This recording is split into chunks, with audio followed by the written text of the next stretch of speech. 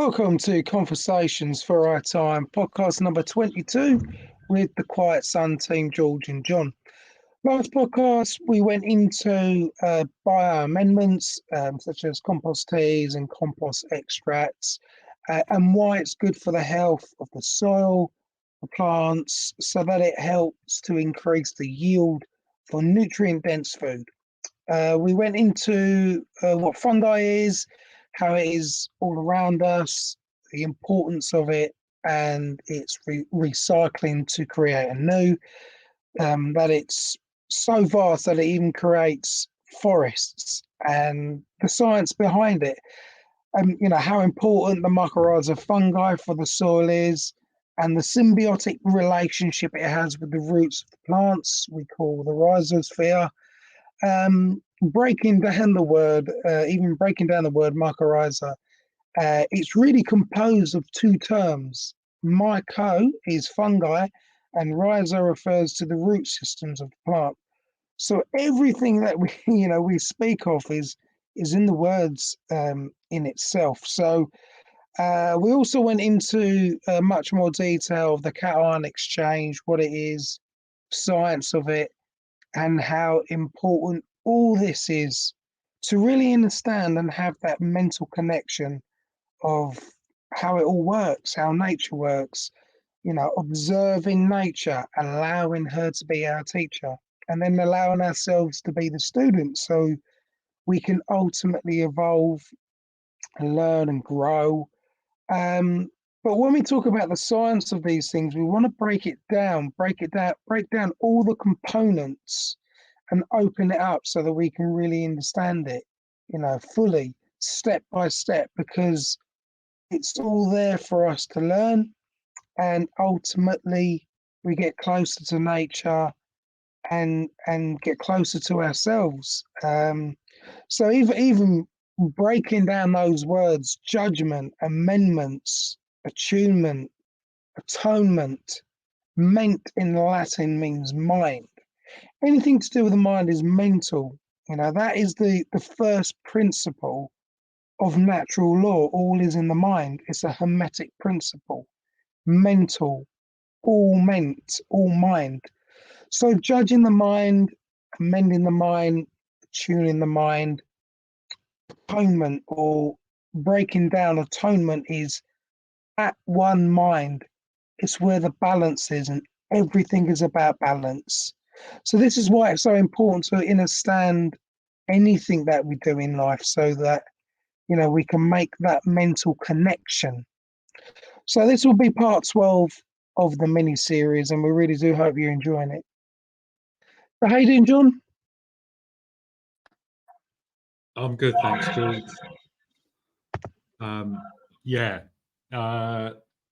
It's been an interesting week. Lots coming up for me personally.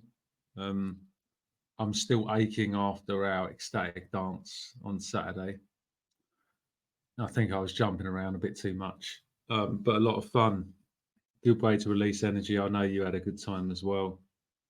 And it's interesting, this kind of voyage that we're on. I watched a really good documentary which I sent you, which was done back in 2007, I think, called Kymatica. Yeah. And they talked about word magic, actually. I think the director or creator is a guy called Benjamin Stewart. But I really liked it because he talked about the interrelated play between the human being and the universe. And the universe obviously is all one, one verse singing together. This vibrational frequency that kind of is emitted by these energetic particles throughout the universe. And I listened to I can't remember his name now, but he was like a philosopher and a thinker back in, I think it was like the 40s. What was his name? But anyway, it was really interesting because he was talking about um, magnetic fields. Oh, Manly P. Hall. You might have heard of him. Yeah, I'm familiar with his work. Yeah, Absolutely deep esoteric knowledge that the guy had. yeah, and he's some people call him a Freemason, whatever, but I'm not really interested in that. What I'm interested in what he was actually saying, and it's a really Diamond posted it on his Rumble channel. It's only like 20 minutes long, but he was talking about how everything creates a magnetic field, as we all know. Well, most of us know this, and this is measurable, and that the magnetic field that human beings or all life emits or creates through the process of just living is our protective barrier, right? And this electromagnetic field protects us from all negative influences. Now, the interesting thing is there are things that you can do to weaken your magnetic field. And that is everything from the thoughts you have to what you put in your body to the actions you create.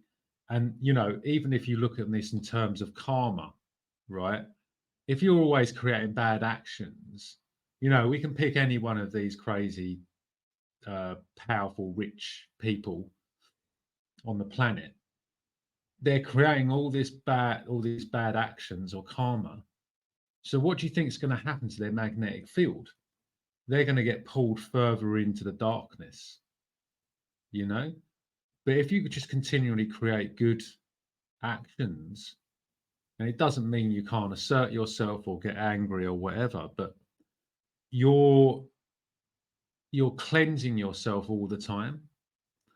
And the more positive actions you create, and the more you're aligned with your mission and the more authentic you are, the stronger your magnetic field gets. And therefore, things can't penetrate through that magnetic field.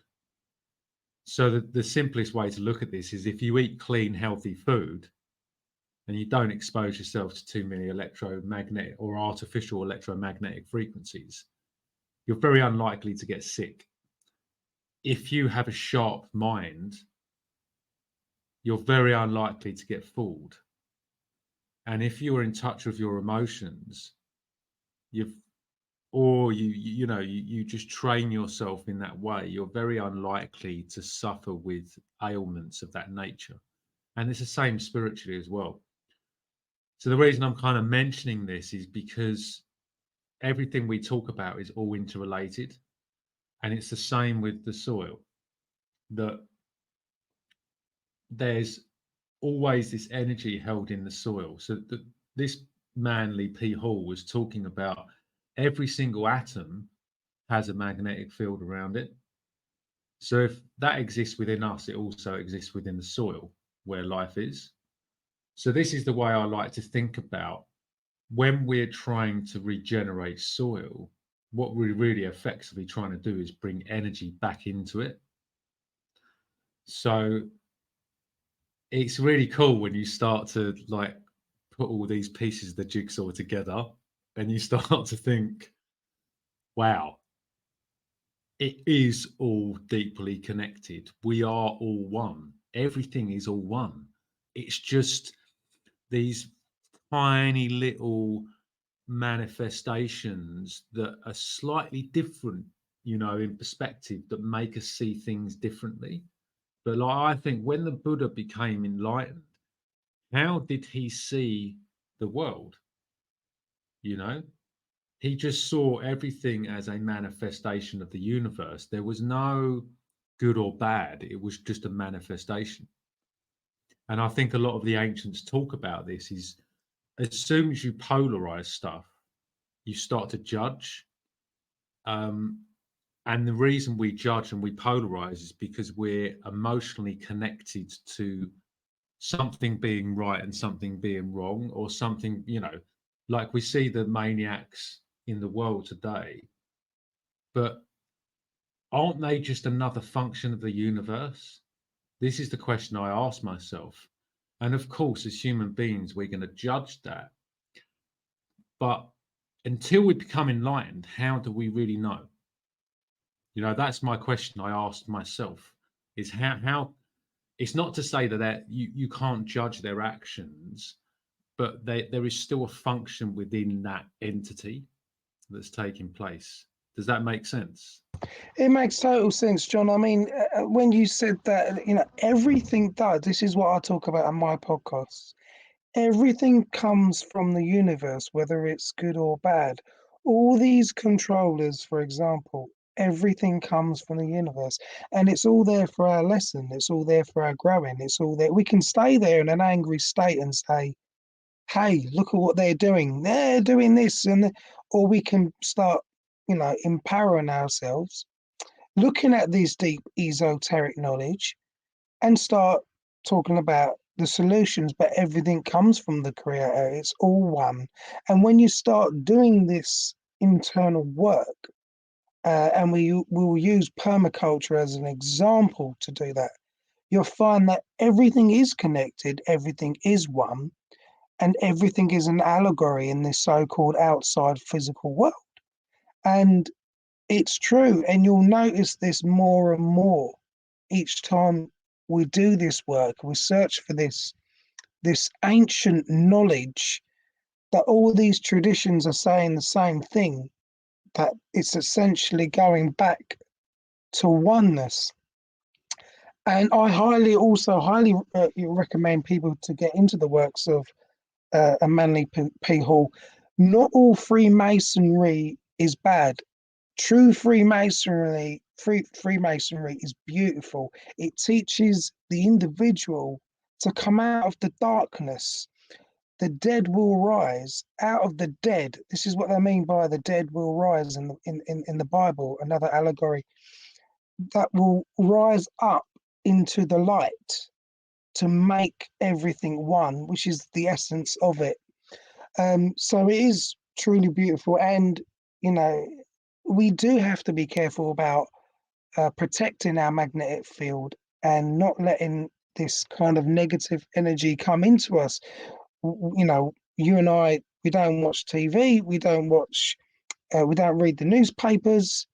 We careful what we put into our bodies, and this is all your diet. Everything is, you either can go up in vibration with what you put inside your body, or you can go lower.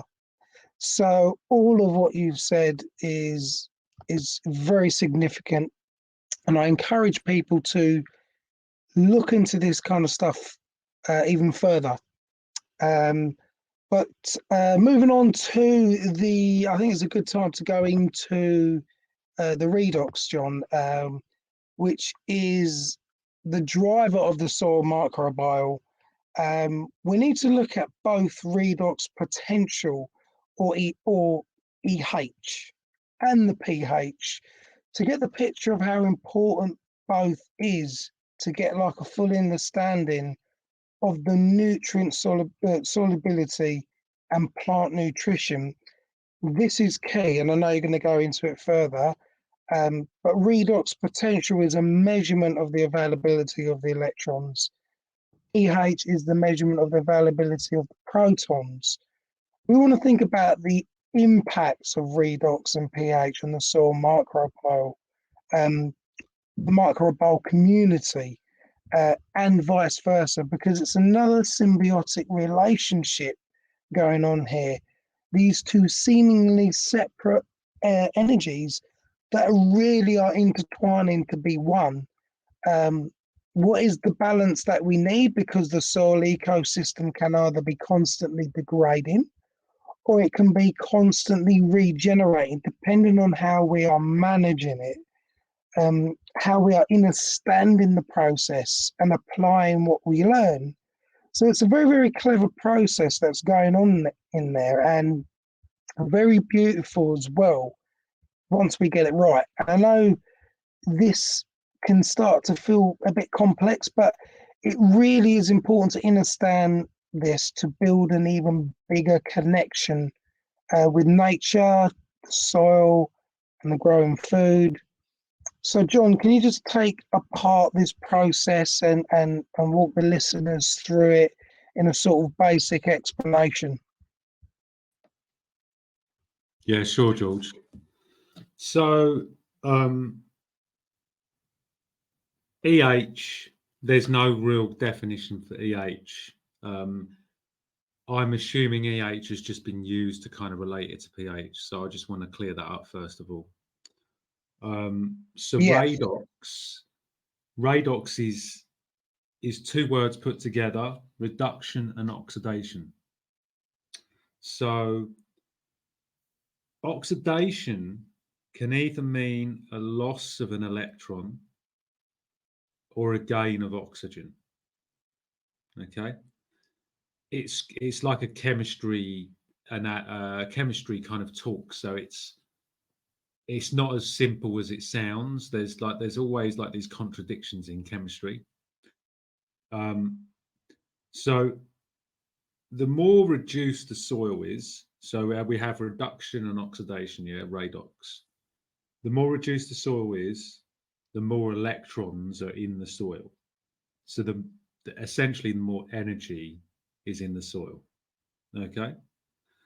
And the more oxidized it is, the less electrons and the more oxygen present.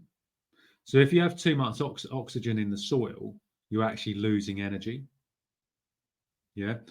So we can also yeah, kind of partially relate this to pH, because they do cross over, although they're not completely, shall we say, connected. There is a crossover which I can get to. So EH has biological, chemical, and physical components. It's been suggested by Olivier Husson, who was the man who coined Redox and has probably done the most research into it. He's been working all yeah, over. He's been working all over the world. He's been studying it for decades, and he's brought it to the regenerative world. So it's been suggested that EH is more important than pH in plant and animal physiology.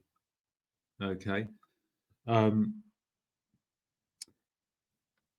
So what else can I say?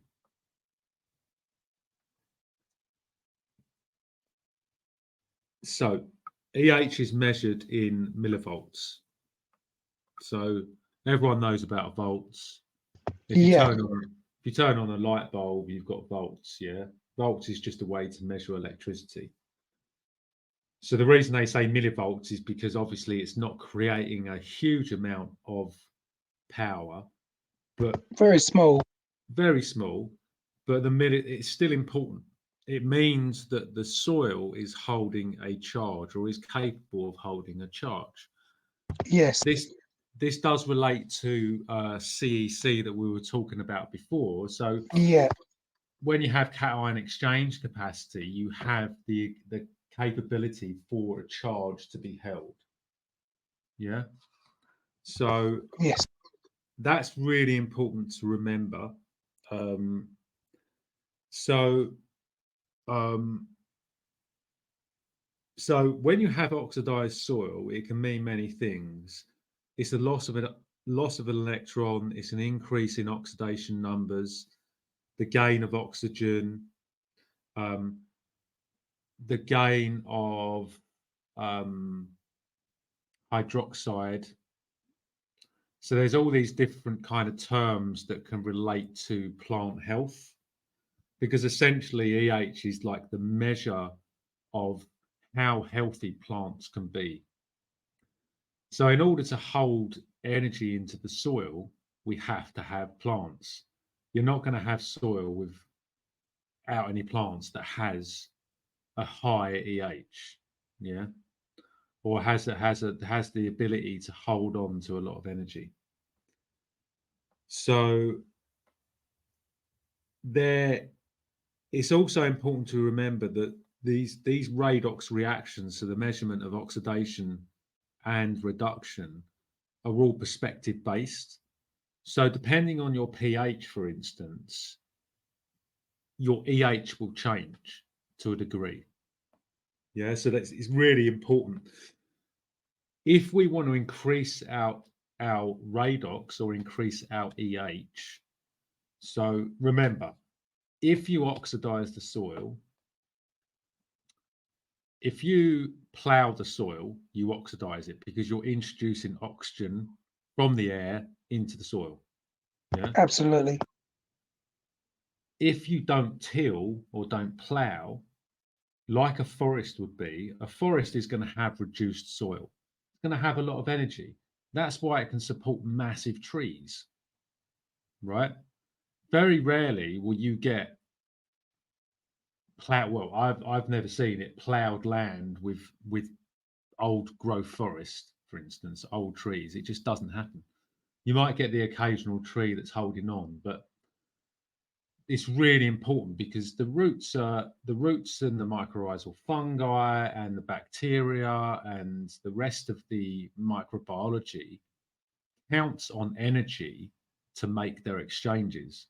You can't have biological and chemical processes, natural biological and chemical processes going on without the presence of energy or the presence of electrons.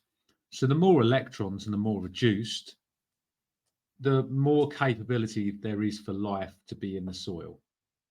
Yeah. So Yes. how we actually get a higher energy in the soil is down to a number of things. I mean, whenever you're talking about anything like this, we have to look at nature. And one term to describe this is biomimicry. So if we want to grow really healthy food, we have to, well, we don't have to, but we would be best to replicate how nature does it. So the more plants you have in the soil, bearing in mind that they have enough room to spread their roots and enough room above ground to spread their foliage and they don't get blocked off by other plants, you're making the most of the space above, as above, so below, right? We want to replicate those two things. We want to make sure that the roots have plenty of space and the foliage has plenty of space. So the leaves need to be gaining as much photosynthesis as possible. Yeah. And that's where the energy is captured. So the sun is doing all the work.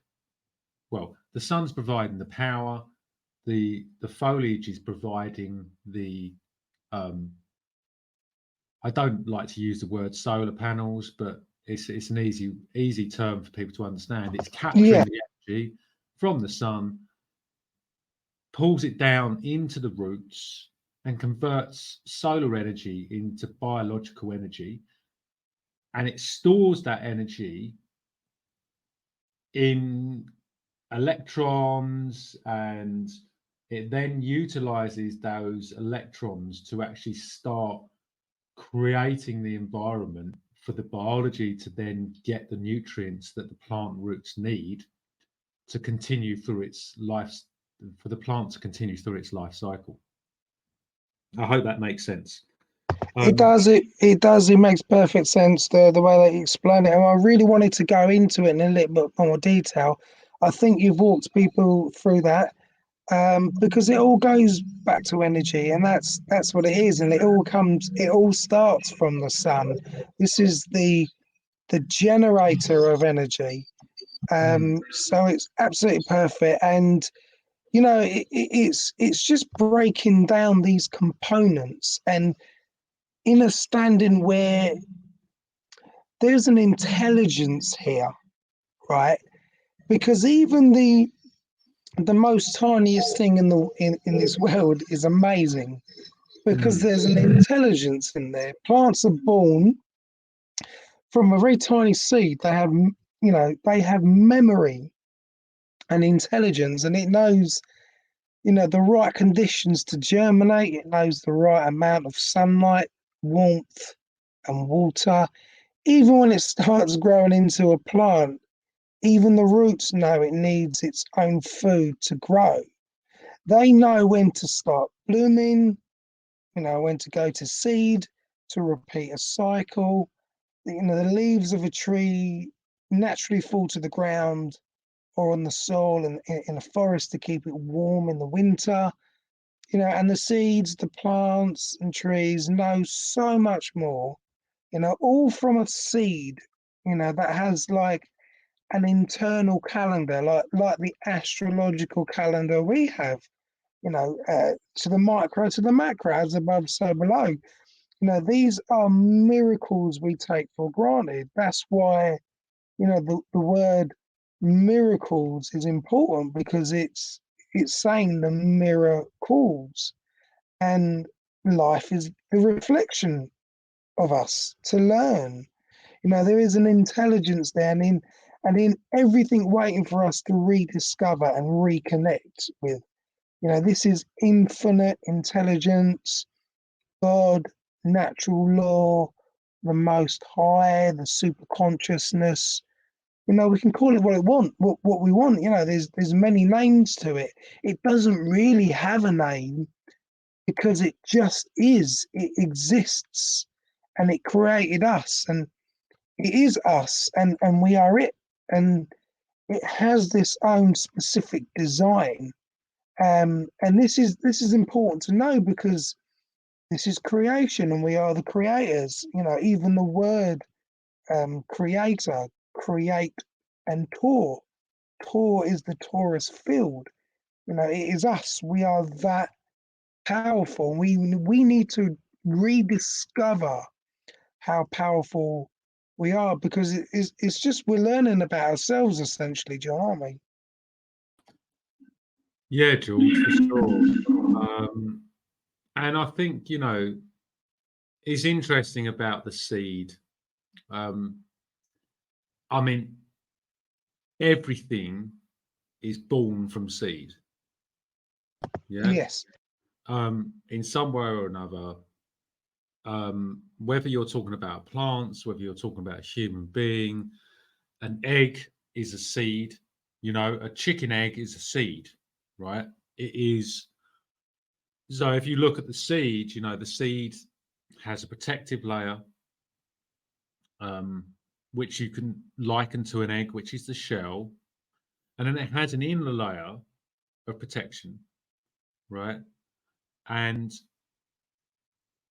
with the seed, what you've got is you've got the hard outer casing of the seed.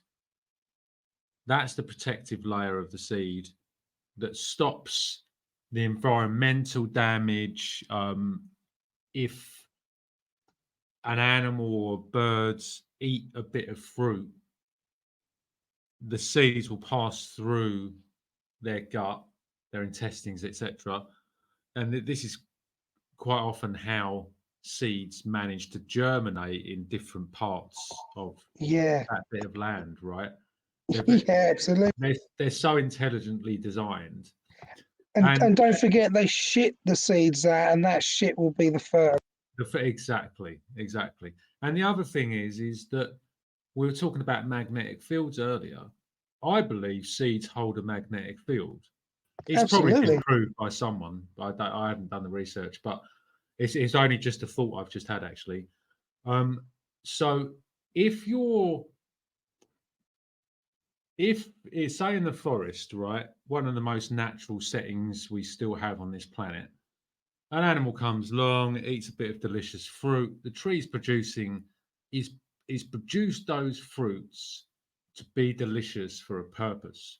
It's producing it so it can be eaten because the tree's purpose is to propagate, right? One of its purposes. I'm sure that it has other purposes that we won't understand probably for years or centuries. But so the purpose is for that fruit to be eaten so the seed can be dispersed somewhere else so that tree can then pass on its genetics to the next generation. So, in a forest and most natural setting, the animal defecates, the seeds come out, it's got that fertilizer to get it going, but it also has this strong energetic field in the soil to perhaps converge with the magnetic field of the seed, right? Because everything has to be electric, everything has an electrical charge, even a tiny little seed. So it's just making me think, you know, about the intelligence of a seed. We can't measure it through our intelligence because we're looking through our own perspective, our own kaleidoscope, shall we say. But there is a divine intelligence to the seed. It's like there's a divine intelligence to my cat Roland sitting on the table at the moment. Um, you know, sometimes he really annoys me because he um, tries to get my attention at times when I'm trying to concentrate on something else, right? But it's I'm trying to I'm getting wound up through my human perspective, yeah. Whereas all he's trying to do is he's just trying to connect with me. So earlier we were sitting down having dinner, and he just like put his paw on me, and I thought he was trying to scratch me, not like viciously, but because he's got claws, right? He hasn't got like soft fingers like me. I'm using this as an example to so people can understand that Sure, yeah. when we judge things through our human perspective or even our emotional state at the time, we don't get the whole picture. And this is what humanity has been doing, at least for the past 100 years, probably longer. But we judge things from our perspective, from what we've learned, from our conditioning. And there's never the full picture. There's so much to all of this. So I think seeds are this beautiful example of really what the DNA of a seed, what is contained within that DNA. Does it have the same makeup as our DNA, where we have memory, right? Where we actually have memory of, when you meet someone, you're like, I've met you before. I don't know where, and you can't remember in this life that you've met them, but you know that person. What is that? So it's like when a seed gets the right environmental conditions, it knows that it needs to kickstart, right? It needs to start to germinate. It knows it's the time for it to start growing, you know? So I'm just kind of, this is how my mind works sometimes. I kind of like philosophize about what do these things, what are all these connections? Because they're so beautiful and so deep. And we can just say, oh, it's just a seed, it's just biology, it's just chemistry, it's just physics, but there's so much more to it than that. So it's, I'm looking forward to the work that's going to come out about seeds in the future. One thing I did want to mention, because I know you probably want to move on to the next bit, but That's this okay, film, mate. You carry on. yeah, this film I talked about that's round the outside of the seed. So it's round the outer coating of the seed. What we've got is this is like a biofilm that sits around the seed. So that biofilm is like a biological coating that gives the seed what it needs to kickstart its life. So I the did reason, read up about this some time ago, and I couldn't yeah, find the information, but it really resonates with me what you're saying. I've got it because I'm wondering, you know, well, we know that basically, if you save a seed, right?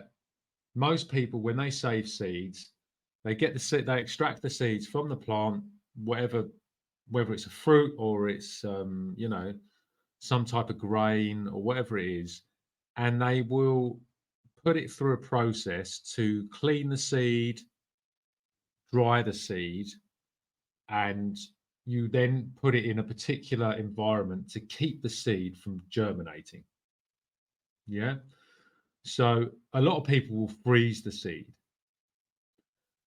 but there are certain people in the regenerative world who are starting to say, well, the trouble is, the longer we keep the seed, especially when we dry the seed, what we're doing is we're taking it out of the natural balance. Yeah. Yes, Because in nature, the seed will be in a stomach of an animal and then it will be defecated out and then it will go into the soil, but it will be kept in in its its natural state. natural state. So what people are now starting to do is they're taking it through that normal process of cleaning it, drying it, freezing it. But when they then go to plant the seed the next season, they inoculate the seed with biology. So we've worked out that there are certain microorganisms that are really key to that we find in the soil that are key to kickstarting the biology of that seed, helping it Yes, to germinate and fight off. And this is another thing: if you want healthy seedlings, you want the microorganisms that are going to be able to strengthen the immunity of the plant as soon as it germinates. yes. Yeah. So some people use EM, other people are creating their own concoctions. But I think that's really important just to mention that because not many people know about this re-inoculating seeds. And I think it's pretty key to plant health, essentially. Yeah, absolutely. I think it's really important and vital that you mentioned that, there's, and you're right, we're not supposed to really sort of understand this on a human level, the whole lot. Otherwise, there wouldn't be anything to learn. But, there is so much more that we don't know about the power a seed holds. It is the life force. It knows what to do by instincts, and those instincts have an instruction to to do what it's meant to do. And I think we could. I mean, there's certainly the next podcast. What we can do is to go further into more about seeds, because we could probably do a couple of podcasts on it because it's so fascinating. We can Yeah. go into pollination, self-pollinated seeds and open pollinated seeds. We'll go through exactly what those are in the next